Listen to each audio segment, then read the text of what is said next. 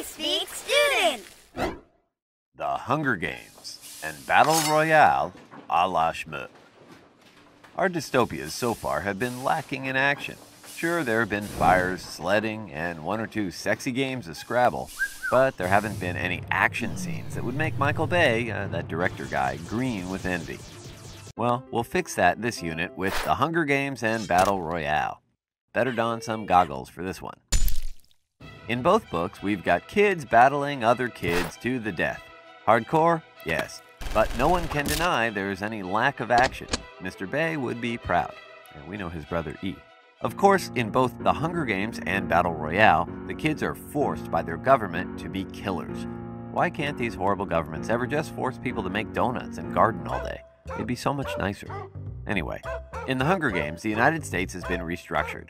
And just as when a major corporation restructures, people get downsized.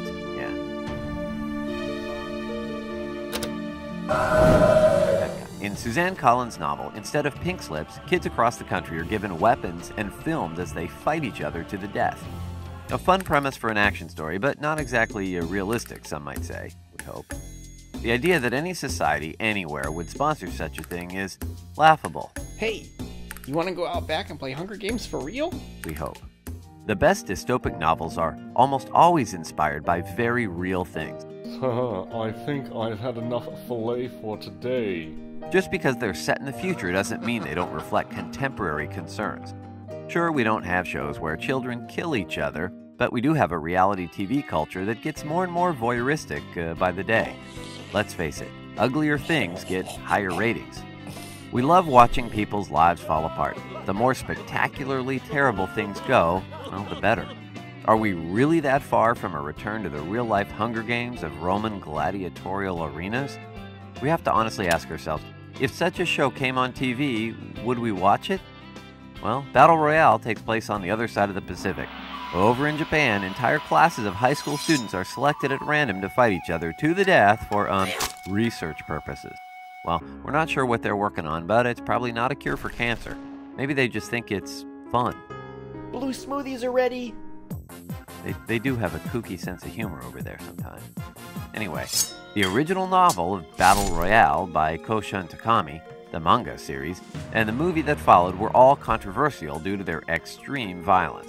But of course, all the controversy, and probably the violence itself, has launched the Battle Royale franchise to legendary status in Japan, much like the Hunger Games in the US. What gets kids doing battle with kids is popular no matter which side of the Pacific you're on. Both books show us dystopian societies that seem similar on the surface, but actually reflect the cultural attitudes of the different countries they come from. In this unit, we'll see what we can learn about each country by digging into these action-packed, but gruesome, depictions of kids at war with kids. How jolly. Subscribe to check out more equally fantabulous videos. You should see the subscribe button just below this one.